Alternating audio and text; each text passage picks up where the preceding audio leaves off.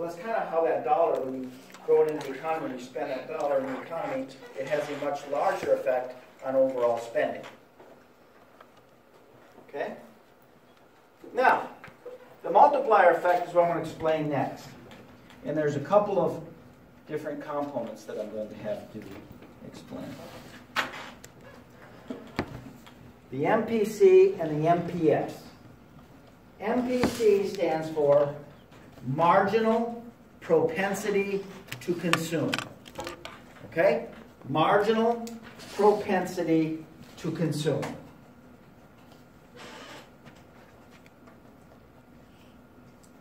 MPS, the marginal propensity to save.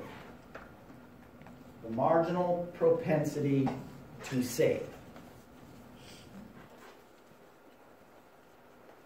Now, the marginal propensity to consume, or the MPC, tells us what percentage of each additional dollar that we earn do we spend. Okay? What percentage of each additional dollar that is earned gets spent. That's the MPC. The formula for it is as follows. The change in consumption divided by the change in income, or disposable income. That's what DI stands for. The change in consumption divided by the change in disposable income. The MPS is the change in savings divided by the change in disposable income.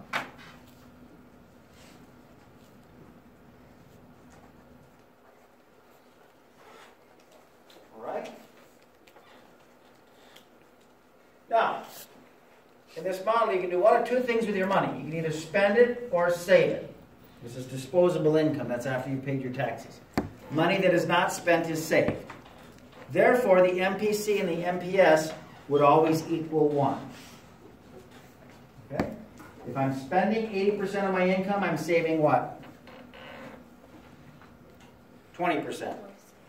Okay? 0.8 plus 0.2. Okay? So the MPC and the MPS must always equal 1.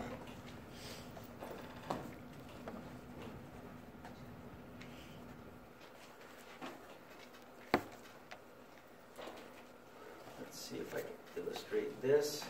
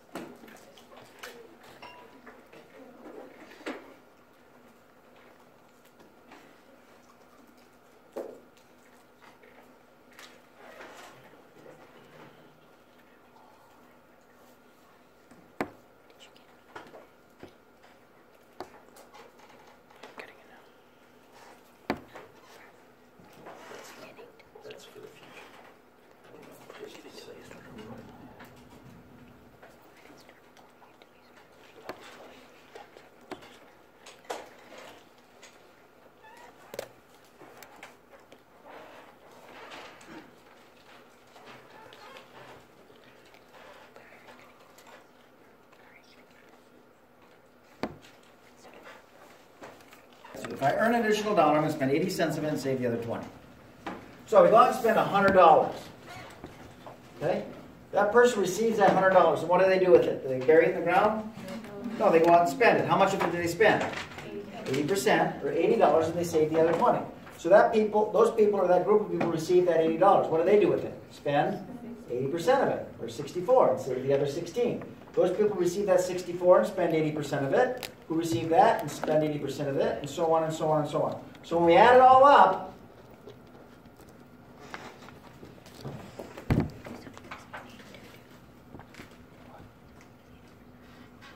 that $100 you spent at the mall translates into $500. The multiplier effect is 5. Every dollar you spend, the economy will expand by 5. Okay? And that owes itself again to that repetitive nature.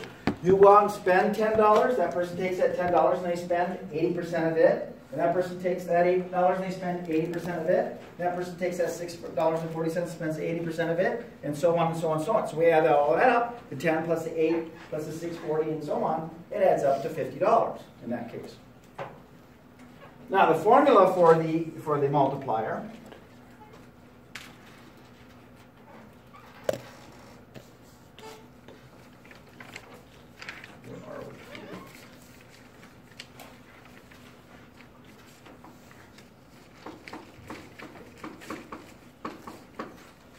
is 1 over 1 minus the MPC.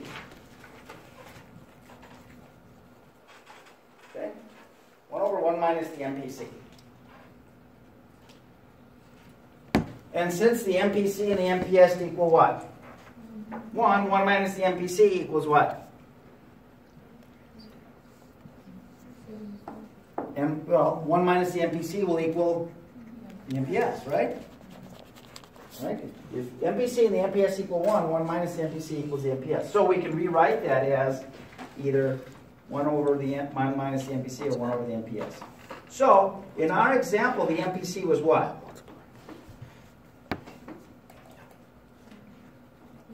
0.8. So 1 over 1 minus 0.8 is 1 over 0.2, which is what? What's 1 over 0.2?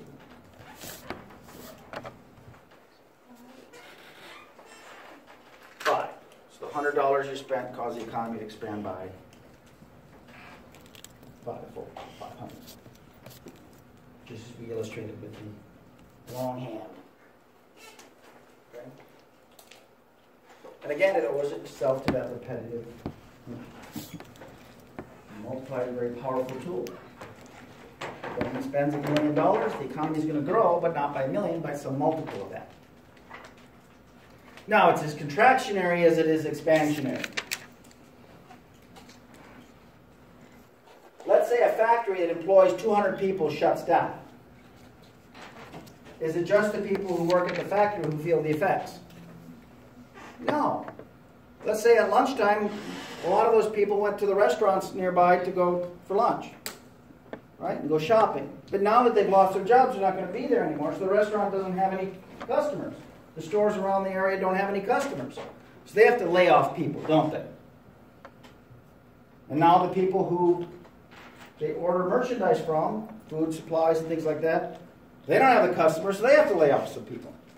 On and on and on. So the multiplier effect is as contractionary as it is expansionary. If the multiplier is 5 and we cut spending by $1 million, the economy will contract by how much? 5 million. Okay? Multiplier works in both directions. It doesn't just work in one.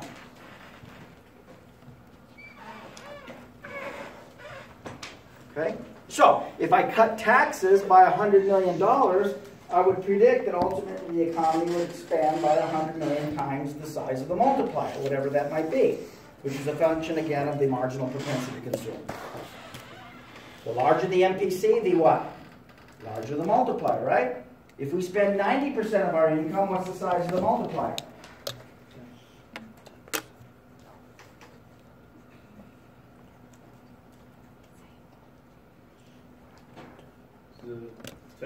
10, right. And if we spend 50% of our income, the size of the multiplier would be what? 2. Right? 1 over 0.5. 1 over 1/2. Right? Because it's that spending that's fueling that economic activity. And you've heard, a penny saved is a penny earned. And savings is maybe good for the individual, but it's not very good for the economy as a whole. So the more money we're spending as a percentage of our income, the more expansionary that spending has. If we're spending 90% of our income versus only 50%, the multiplier becomes 10 instead of only 2. Okay?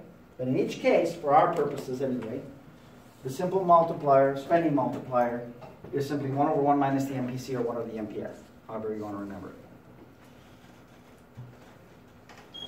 Okay? Questions on that? And the way that relates to that fiscal policy is, again,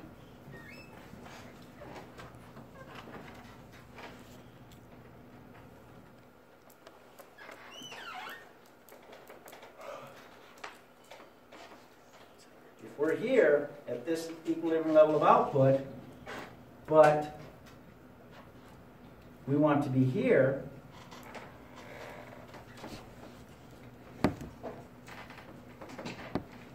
So we have to increase aggregate demand by some amount, right? Some combination of cuts in taxes and increases in government spending. Well, we have to factor the multiplier in.